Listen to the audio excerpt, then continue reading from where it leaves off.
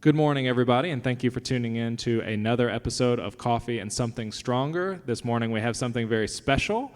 We are in Temple Emanu-El right now with Senior Rabbi Spike Anderson, who has been so kind to give us some time. Everybody, Coffee and Something Stronger is a coffee chat style interview show where we sit down with guests just like this, faith leaders, elected officials, social justice practitioners, to learn a little bit about how they're thinking about changing the world and doing right by creation. Thank you so much for joining us. Thanks, Corey. We're really glad to have you here and to host Gipple here anytime. We're looking forward to having lots of this in this sacred space. Absolutely. I really appreciate it. And it's great to finally sit down in person to do this. That's right.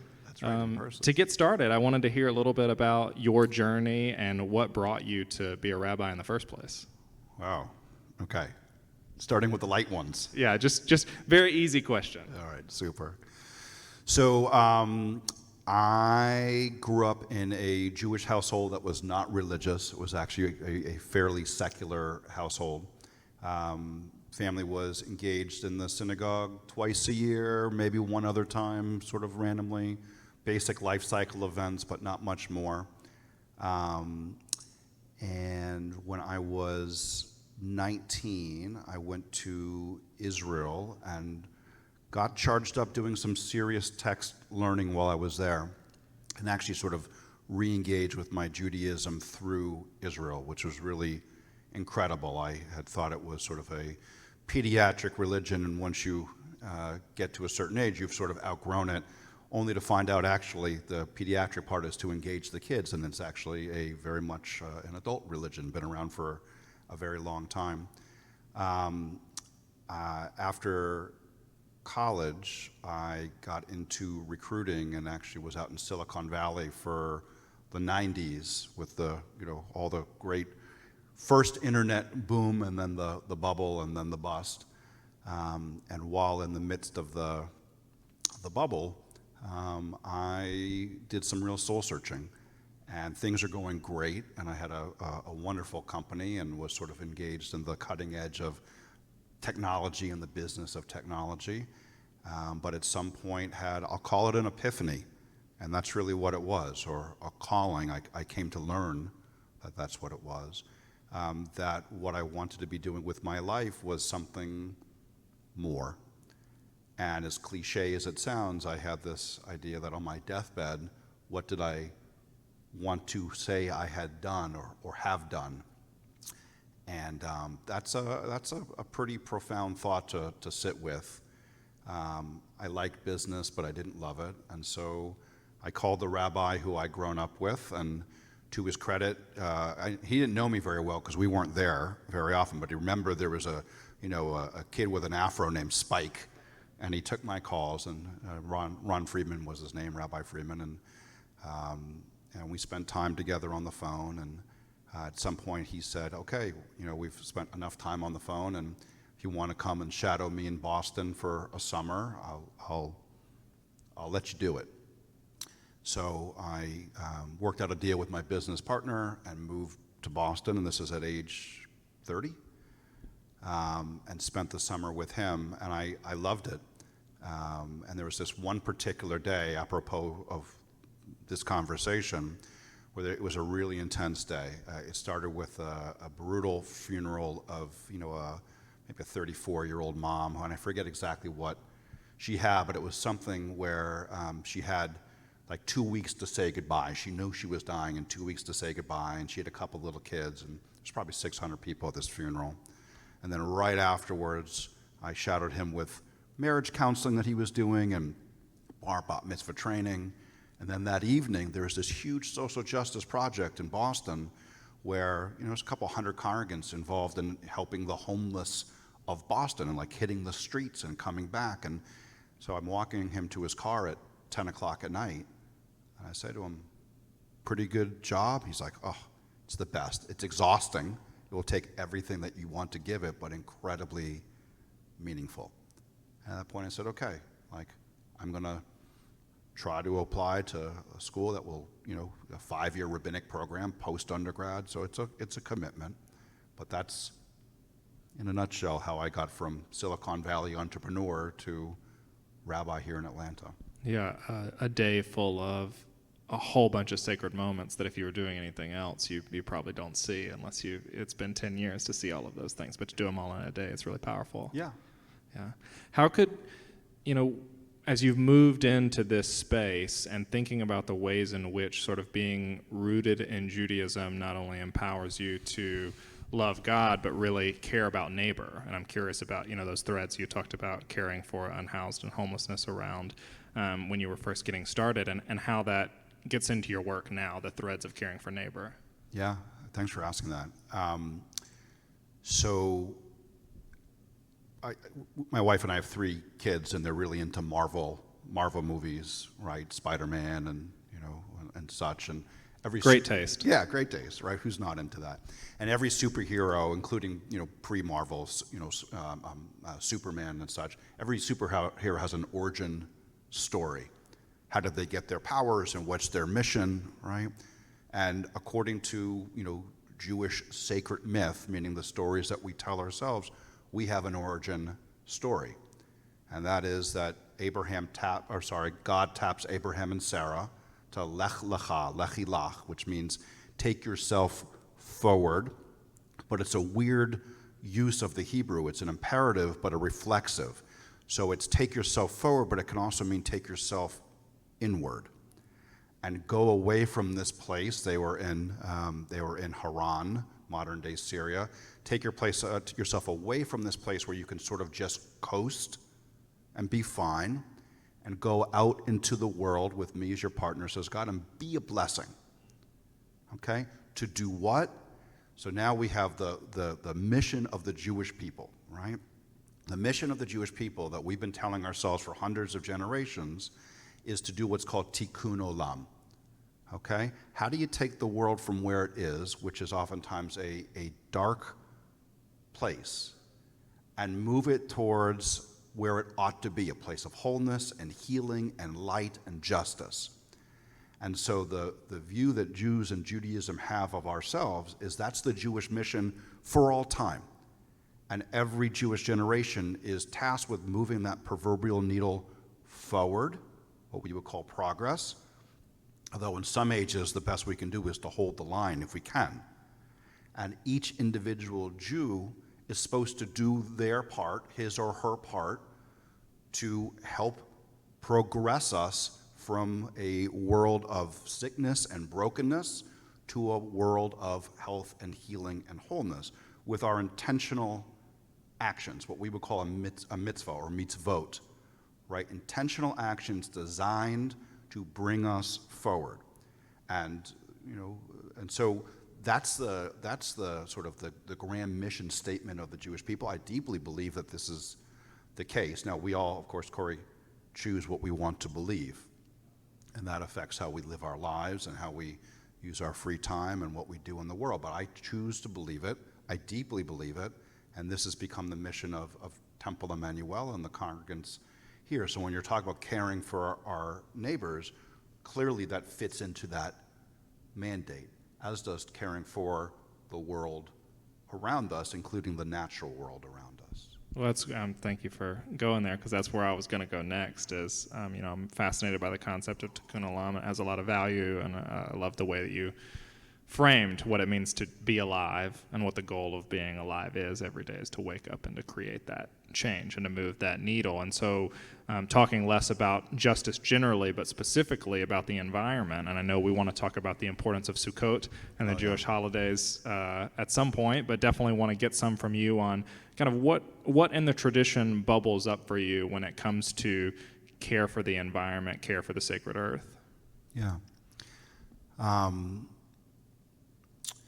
So it would be disingenuous to say that all throughout Jewish history there's been a focus on caring for the earth, because there hasn't been, and Jewish history is many thousands of years old. But certainly with, call it sort of Middle Ages, late Middle Ages, and into modernity and post-modernity, there's been a focus on connecting and reconnecting with the land for the sake of not just being aware of it, but husbanding, being a husband to it, if that's the right term. how do we procure it? How do we protect it? How do we not just use it like we're drinking from a horn of plenty that will always be there?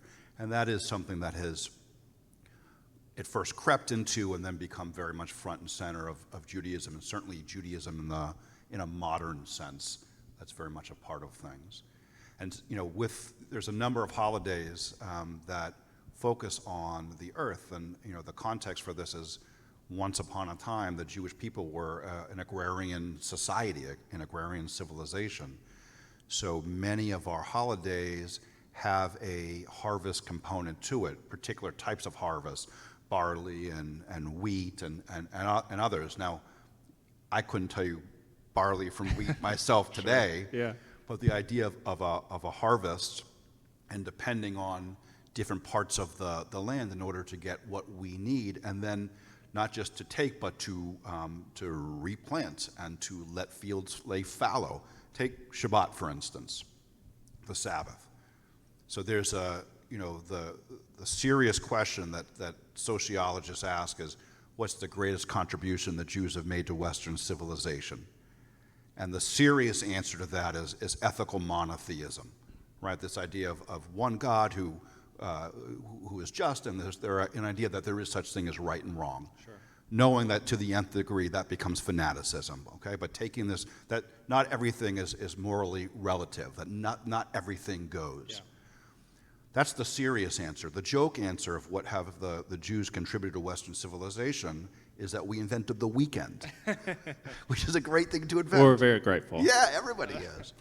So the weekend is somewhat counterintuitive, right? If we can get X amount of work done in a day, then that much more so, ideally or conceptually, in 5 days, 7 days, 20 days, 300 days. But what Judaism put forth, and I'm not claiming that we're the only ones to do it, but we're the ones who are credited with it, is that actually if you take 1 day of the 7 off and let yourself, call it lie fallow, to appreciate, to connect to things that are more than work, that we actually get more out of ourselves, and in the 8th, 9th, 10th day, when you return from the Sabbath, you're actually more productive. Yeah. So this concept applied to lots of things within the Jewish mindset, including the fields.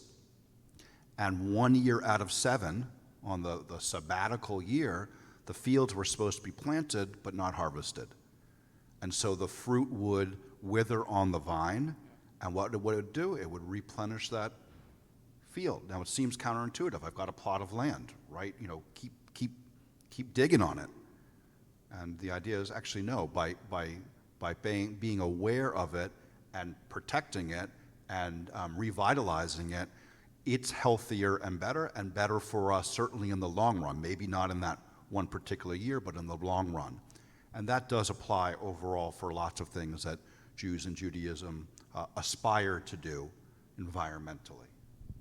Yeah, I really appreciate the way that you laid that out, and the connection to the land is so deeply embedded in the life cycle of what it means to be a people of faith in this place, whether or not you're farming barley or not, right? But it is so connected to so many religious traditions. And I do wonder if you could talk now a little bit about upcoming Sukkot Holidays and another agrarian connected to the land holy season, and what that means for what it has historically meant, and then what it means for Jewish people now. Great. So the festival of Sukkot is the plural of sukkah, and sukkah is a booth. And sometimes in the translation of what Christians would call the Old Testament and we would call Torah, the festival of Sukkot is called the Festival of Booths, right? And remind me at the end of this, I'll tell you how Thanksgiving is the American Festival of Thanksgiving is actually related to Sukkot, right? Wonderful. Yeah. So Sukkot it happens right after our high holidays. So you've got Rosh Hashanah, the Jewish New Year, and then you've got Yom Kippur, our collective Day of Atonement, and then just days after that, you've got the festival of Sukkot. And for many Jews, Sukkot is their favorite holiday, in part because of where it takes place, which is outside. and under the stars and amongst nature.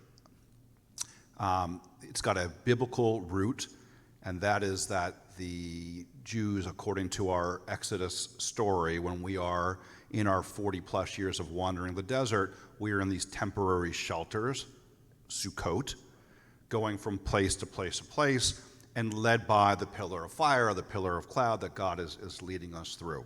Wonderful.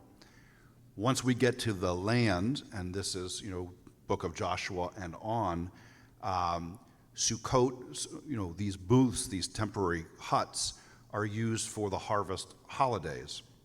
And the way that it would work is that the fields oftentimes weren't right next to the homes, okay, and this is in the land of Israel. They were a good distance away.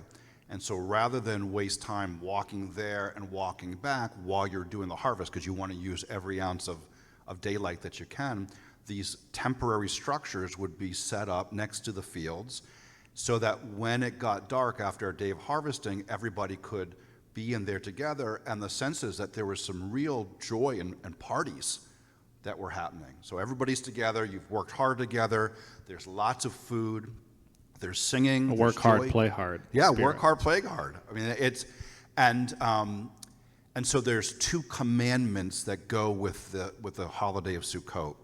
One is that we're commanded to dwell in them, and the interpretation is ranging from sleeping, and there are some people who sleep in this 8-day festival. Okay, it's called the week, but in most of the Jewish world it's celebrated with 8 days. So some people will sleep in their sukkah. Some people will sit and have meals in the sukkah, but sometimes there's just too many people to fit into one sukkah, so you put a finger in or something. So dwell, be a part of it, be a part of the communal celebration. And the other command, which is very hard, is that we're commanded to feel joy in the sukkah. And the sages of old pause on that. Corey, feel joy, right? How are you commanded to feel an emotion?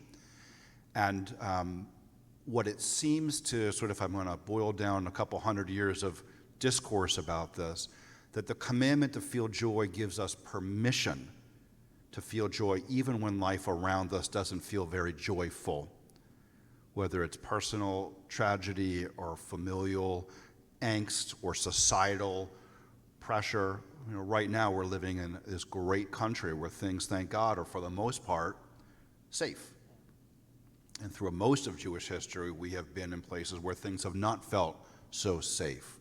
So one might be tempted to say, well, how can I go and celebrate Sukkot with my family, my friends, my community when something has happened or something is happening? I can't do that. And so the thought is that this command is there to give us permission, and with it a specific message that, hey, if you don't feel joy, if you don't celebrate when you're able to celebrate, then your life may start to spiral into, red alert after red alert after red alert, and that can be a very difficult, nigh impossible way of living.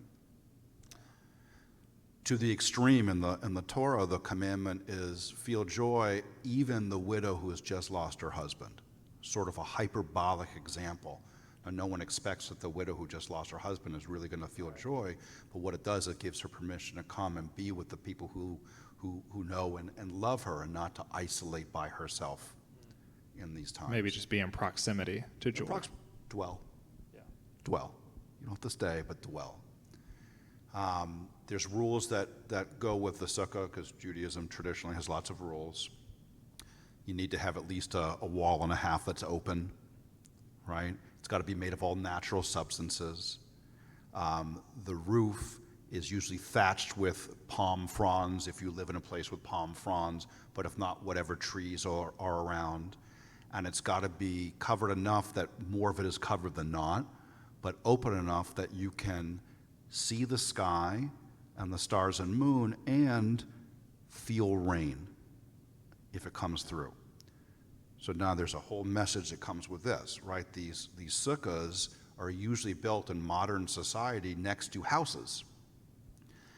And so why be commanded to feel rain? And part of the answer that the rabbis bring forward is because we're not supposed to be so well protected from the world around us that we don't feel what others might be feeling. Now, if it really starts to rain, you can go inside. You don't have to stay out there and like suffer through it. That's not the point. But when it does rain, the rabbis are quick to bring up that there's lots of people who that's actually the way that they live. Yeah. Apropos the homelessness piece that we talked about earlier, that they get exposed to the elements, and when it's really coming down, like they don't have a nice house to go into. It has been said that Sukkot is the most, if there was one holiday that represents the Jewish people, Sukkot is that holiday. Why? Because through most of our history, well, there aren't too many countries or lands that we have not had to leave very quickly from. And sometimes it's for opportunity, but usually it's because we've been told at sword point or gun point, you got to go. So if you have to leave and you have to leave quickly, you can't bring your house with you. You can't bring your land with you. You can't bring most anything with you. What can you bring? Well, the image is, a Jewish family leaving somewhere with a kid in each hand, the proverbial samovar on their back, right? And heading to a place, and what can they bring with them? Well, the things that they can fit in the sukkah.